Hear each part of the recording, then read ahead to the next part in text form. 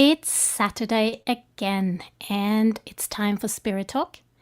Today, we're going to be talking about the veins of hell, and that's going to be a story. So join me as we dig into that.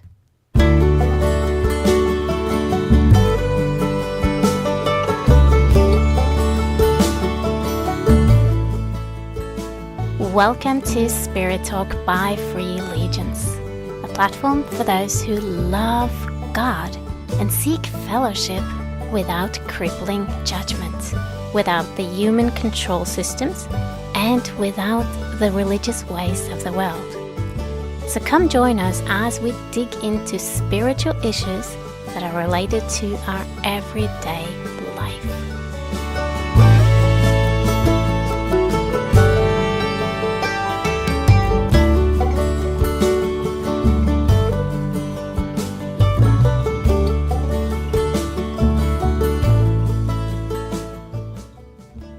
So my name is Emmanuel, and I will be with you again, because that's kind of like what I do on Saturdays.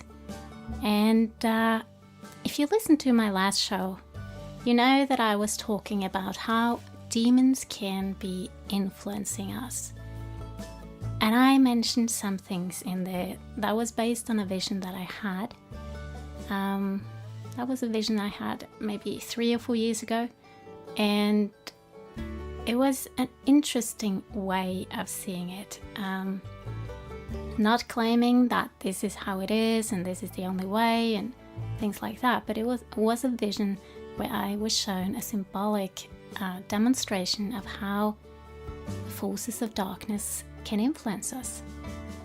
And so in very short words, what I saw was, well, I was taken into a cave and I was shown the pit-like hellish-like place, and from there I was shown a big pipe, a thick pipe that was branching out into thinner and thinner branches, just like, you know, the veins in our body. You have this big vein in the beginning from the source, and then it branches out into thinner and thinner pipes or lines or whatever you want to call it. And then in the end of these lines, when it was really thin, it was branching out of this cave, out of this pit-like place and into our realm. And in the end of these branches, of these pipelines of veins from hell, as I call them, there were demon-like creatures that took these veins and connected them to our back, to our neck area, to our spine. Now, are the demons one with these veins or not? Are they just holding them like a fireman holds the hose? But, well, I don't know, but it seemed to me as if they were one. It seemed to me as these veins could not move on their own. And it also makes sense that these demons couldn't really exist without having this vein. I'm not sure about this, but that's just my sense, that how could they exist if they didn't have this connection to the pit? As if they were trapped in it and this was their way of getting food. And so what kind of food could they get? Well, probably by sucking life force and good stuff out of living creatures. You know, stealing, basically. So if you don't get your force from the big source, from God, then you have to steal. And so that's my little theory about that. I'm not 100% sure if that is legitimate, but that's how I kind of like see it. And then when they attached these veins to the back of people's necks so that it would, be connected directly into their spine, I understood that, okay, by doing that, they are connecting directly to directly to the brain. And I understood that through this vein, in one end you have death and hell, and in the other end you have living human beings. And what goes through a vein? Well, of course, something goes through. So, if we can call it that, perhaps impulses from death and hell. Impulses of darkness, impulses of evil. Now, it was my understanding as I saw this that as these veins were attached, it was pumped in that kind of impulses into the brain, into the nervous system that again would, connect directly with the brain. And so based on my education, my experience as a kinesiologist, I had learned so much about the brain.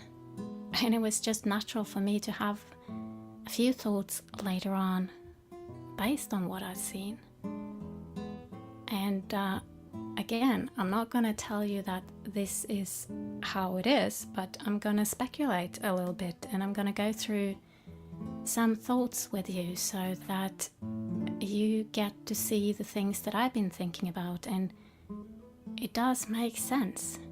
And I want you to challenge me and to challenge the idea. I mean, read the Bible and do your own research and ponder upon these things, but it's a different view. Anyway, if you think of our anatomy, down in our neck we have of course the spinal cord, but that goes into the brain stem in that neck area. It's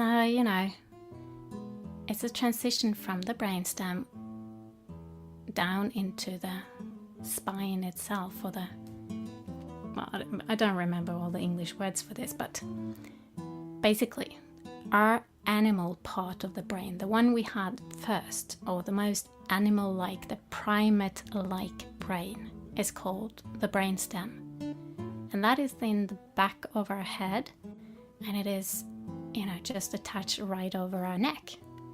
So it is the location where it was at the time. If we went through the ordinary evolution, then this was the place it was first, and it was the place where our brain was the smallest, and if that was the case, our heads was probably differently shaped.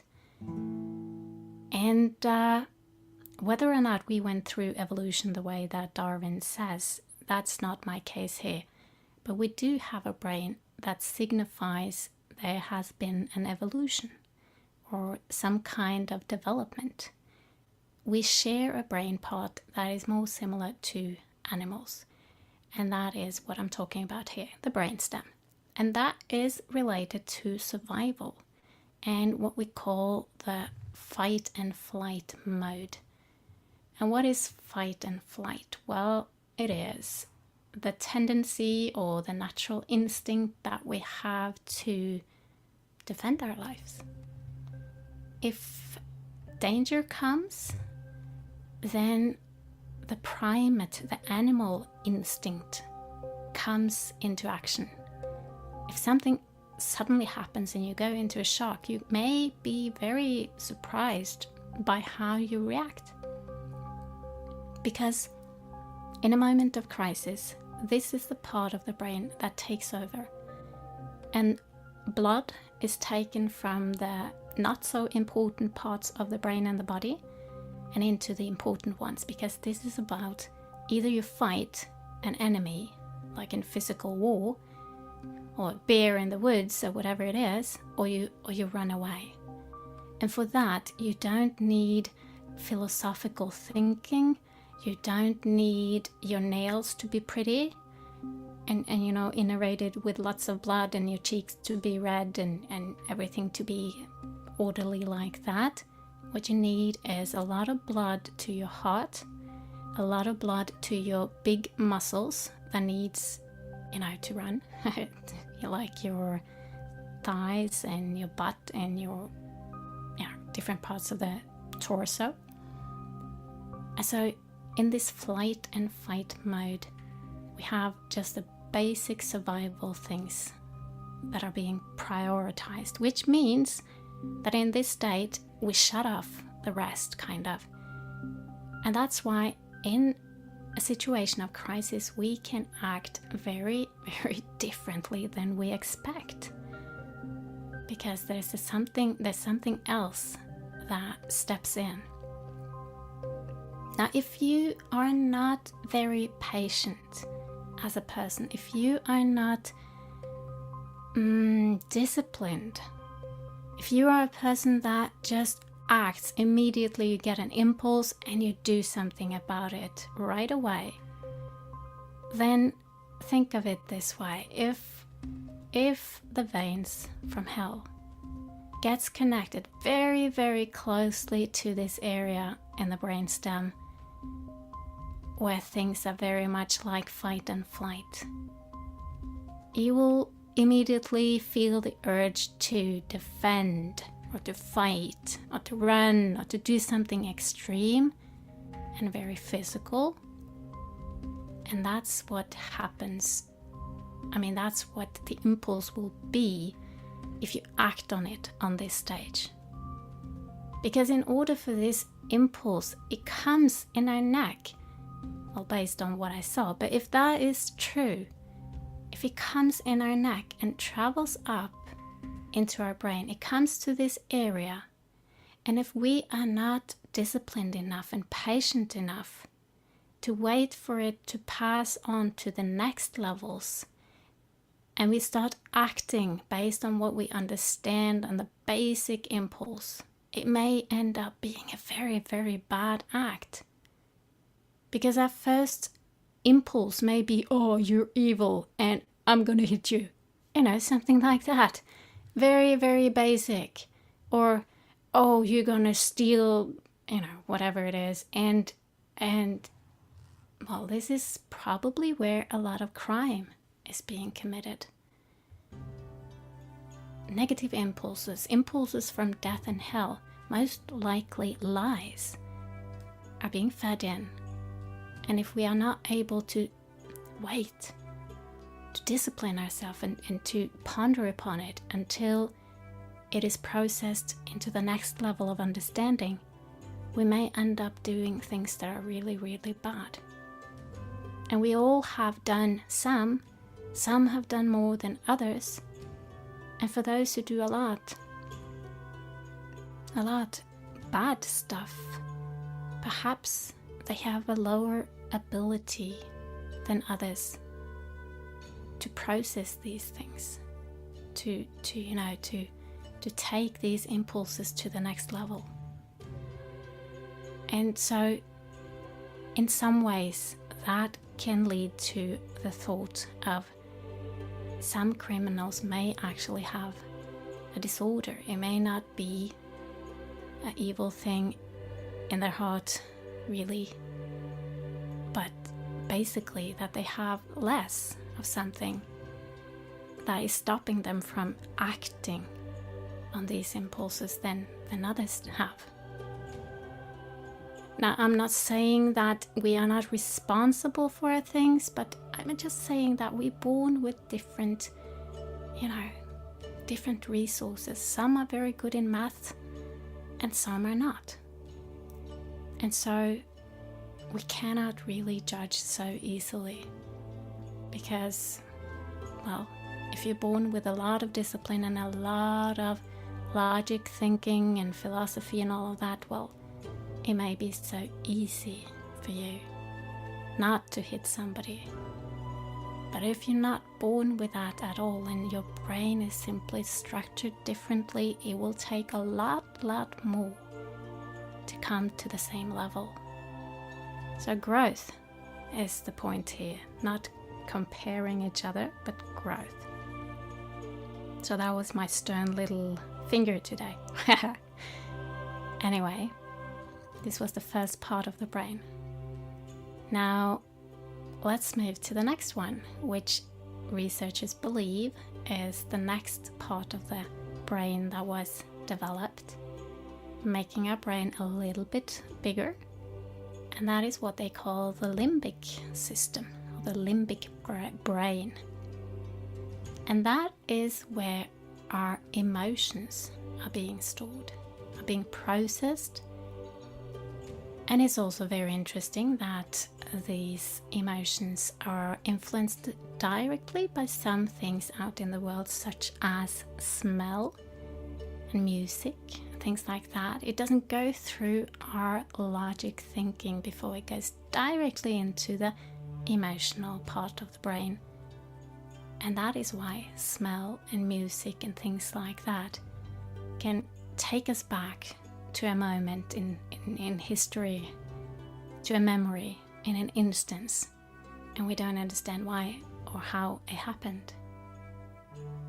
And that can also be why worship music and those kind of things can have such a big effect, because it affects the person without the brain getting in the way.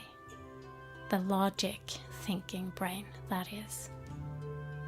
So these are some of my thoughts on that, and going back to the veins of hell, pumping in impulses of darkness, traveling up into the brainstem, and then the next level is the limbic system and the emotional part. And what happens in there is that our emotions may be manipulated. Like, oh, this is unfair, I feel so and so, and I just get so angry, or whatever it is.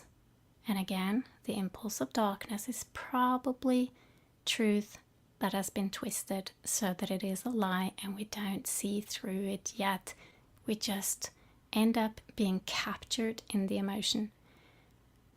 So at this stage, if we have the patience to let this impulse go through that physical battle sort of stage, I'm going to beat you up or I'm going to run away, then it comes into this emotional part where we have to digest our own emotions and our doubts and our fears and our feelings and our memories and all kinds of stuff that may end up making a mess as well. Usually it's not going to end up with us beating somebody and making those big crimes, but it can make a mess, and it can make us hurt people. It can really end up by doing things that is not, ideal. And then later on, the impulse, if we can wait through it for it to process it all the way to the last part, then there's a bigger chance than ever that we may respond or handle this in a good way. So in other words, the limbic system, if we act on it on this level, then chances are that we just act on an impulse, we act on the emotion without really having thought it through. It was just something we did, and it was like, well, but I felt so this and that, and it wasn't that of a good idea. It is time for the Norwegian word of the day. Yippee! Today's word is going to be a slightly funny one, because when you have two languages, sometimes a word in our language may mean something different in yours. And since I'm talking about the brain today, I am going to be teaching you the word for science, maths, and physics and that kind of thing, because I really loved that at school. And I actually wanted to become an engineer, a civil engineer in these kind of subjects. And the reason why I wanted to become that was to discover and reveal the mysteries of life. How is it all connected, and how does it really work? But luckily, God helped me find a quicker way through the spiritual instead. But the word for these three subjects, the way we use them in Norway, is called realfag.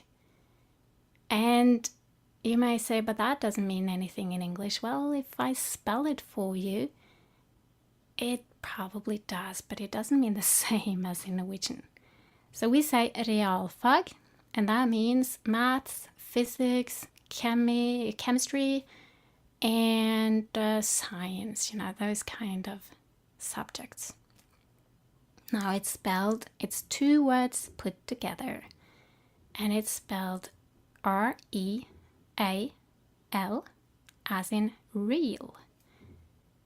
But of course we put the words together, and so after that, well, let me first say, real in English means real, but real in Norwegian doesn't have the exact same meaning. We have taken it from real in English, I suppose, and so we say real, which means those, the science subjects, the stuff that comes from the real world.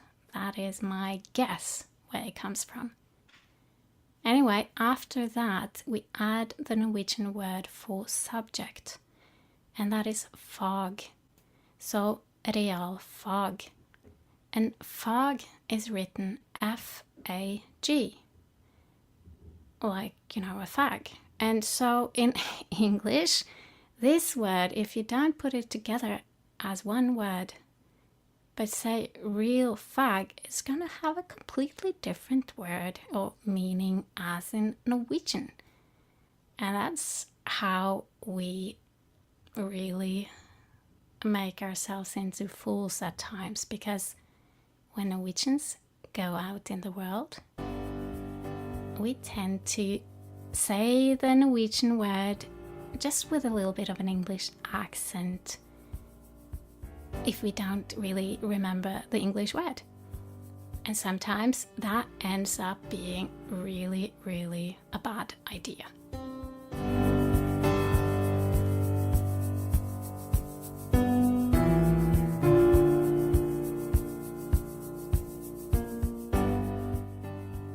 Now let's get back to the brain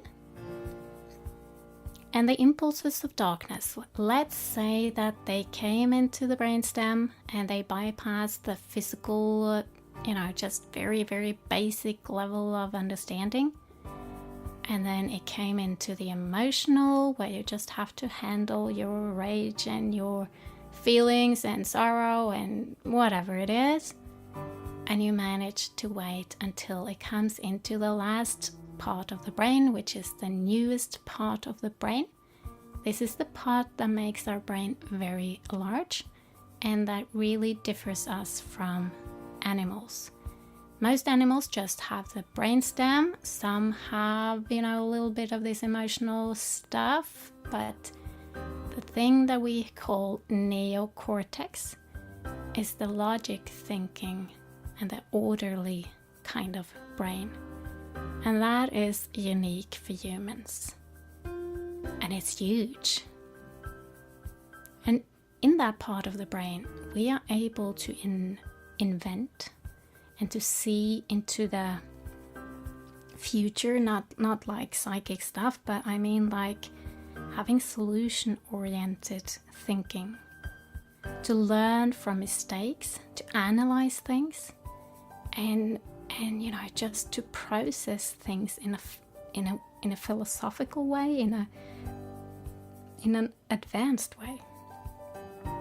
And so it's not until the impulses come into this part of the brain that our chances are large that we may be able to see through the lies and reject it. Because in the brainstem and in the limbic system, we are not we're not in a good place to see through it, because we are so run by these impulses and instincts. But when it comes into the neocortex, the modern brain, to call it that, we have the analytic ability, and that's where we are most likely to be able to see through it. Most likely, we will be able to think, this is not good. I don't want to do that. That sounds bad. And And if we are really clever, we realize that, this didn't come from me. This is an impulse directly from hell. Has nothing to do with me, and I'm not gonna take part in it. And that's also where a lot of people come into, well, make a mistake sort of, and that is by believing that if something like this comes into my system, it means that I am bad. I thought this. I have these feelings. And that is not something that we should do. Because these are impulses being pumped into us. It has nothing to do with us in the first place. But if we allow it, if we dwell on it and allow it to be a part of us, then we take ownership in it. And that is why I also say that it is really, really not a good thing to feel shame about getting thoughts into your head and impulses. Because if you feel shame about it and blame yourself for it, then the enemy has partly won. Because by doing that, you have already accepted it as yours. You have taken ownership in it. And so while so many people beat themselves up because they saw that thought and they feel that that is not of God and all of that, which is true, but they beat themselves up because they believe that it comes from them, that they have to be evil because this came into their brain. And the more that they try to get rid of it and feel shameful about it and all of that, the more it sticks to them until perhaps they even start doing whatever the thing is, prompting them to do. So by simply recognizing that these impulses, they come, they influence us, and they are invitations. And if we don't want that invitation, we just say, no thanks, that's not mine. And that is a training process. I mean, it's not done all at once, but bit by bit, we get better. If we put our minds to it, we get better and better at recognizing that this is not mine and I don't want it. And so that's what I want to encourage you to today, to start practicing that, to start recognizing these things that come in and just simply say, sorry, that's not mine. I don't want this, and I'm not going to play around with it, and I'm just going to focus on God instead.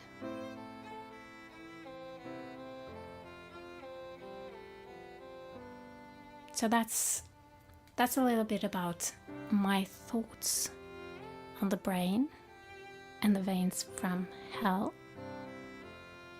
And I'd like to give a prayer. So, in the name of Yeshua HaMashiach, I thank you, God, that you have given us a sound mind and the ability to see through things, patience and discipline to wait and to be humble in it, to wait for you, to wait until we get a revelation on the things that we get, so that we don't act too quickly on things, because we know that the enemy may have a claw in our heart, making us feel pain in some kind of way. And then what he does is he puts the vein from hell and pumps into us impulses of darkness as a suggestion to what to do about that pain. Perhaps to hurt others, or perhaps simply blaming others for that pain. And by doing so, he can mix us into a terrible place where we don't want to be. And so I thank you, God, that you give us strength to see through all of these things and reject it. And simply be united with you, to have our brains opened, to have our brains synchronized with yours, to train our system. Help us, God, to restore our brain connections in such a way that all of these impulses, every single one of them, do not stop in the brainstem or any other place, but go all the way to our frontal lobe, so that we may see clearly and see through it and see solutions, better solutions, and reject what comes from darkness. In the name of Yeshua HaMashiach, may it be so. May you bless us all with your sound mind. Now, in the end here, I said something about the frontal lobes, and that is the part of the brain that is well,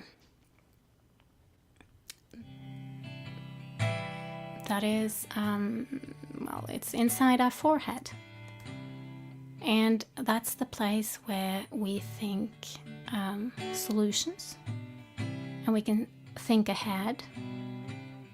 And so when things are difficult, if we have a big challenge of some kind of way or sort, then it is in our frontal lobe, inside our forehead, that we desire for our brain activity to be. Because that is where we can analyze it, that's where we can see forward, and that's where we can find solutions. Not be trapped in hopelessness and, oh, I didn't have any options, so I did this, but really just find the most proper solutions that are. And why am I bringing that up right now? Well, I'm doing that because there's one very, very simple thing that you can do at home. Yeah, this is safe to do at home. And that is to put your hand on your forehead. And that's it. That's so simple. I mean, if something is stressing, something is difficult, something you want to remember, something you want to find a solution to, even if you have a test at school, put your hand on the forehead. And by that, you are helping the body, you are triggering your body to send more blood into that area. Because where we touch on the body, we trigger the body to send more blood to that area. And by more blood, you have better function. And we do it naturally. If we forget something, or if we are looking for an answer in a school test, what do? Well, quite often we put our hand on our forehead and it's like, oh, what is this, And it's all natural. But now you know that this is something you can do. If you get into a situation that is difficult, put your hand on your forehead, and you can even put the other hand on the back of your head where the brainstem is, to connect both and to help the flow, so that nothing gets stuck in those old fear and fight and flight sort of situations, but you can go all the way into solution-oriented analytic thinking. And that's such a simple method. In addition to that, you may want to make sure you breathe and perhaps drink some water. And these are the most basic things ever that you can do to improve a situation and to get through it, to have the patience and the discipline to get to the stage of solutions. Now, I am going to end this show very quickly, but before I do, I just want to tell you that yesterday there was a big battle with Janne Christine in the prayer walk. She was up in the mountains and I was in my office, and I felt the battle. I texted her and she felt the battle and she answered me, and there was lots of synonymous stuff going on that was very interesting, and I will go into detail on that tomorrow. And I'm really looking forward to that. So it's gonna be prayer walk tomorrow, and that's gonna be at like 10 a.m. in California and 1 p.m. in Florida, 18 o'clock in London, and 19 o'clock in Norway and Central Europe. And that is the same time that I will be back next Saturday with another spirit talk. And I will continue focusing in on the spiritual battle and the forces we battle against. And I'll bring some more aspects to that. But right now, I just want to give thanks to Kevin MacLeod. That is the one that makes this music. He has free licensed music that can be found at incompetech.com.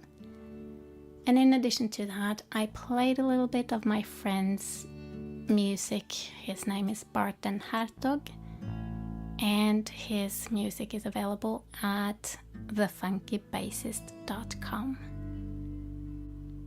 Now I will go over to have a private prayer session, and if you happen to come across this recording and you think I would like to be a part of such a thing, then send me a message on freelegions.com, or you can go to Free Legions on Facebook. And we are preparing, we're almost getting ready for quite a few projects in there, but right now I just want to focus on the prayer walk that is coming tomorrow and next Saturday, where there's another spirit talk. So until then, be blessed, have a great week, and God is with you.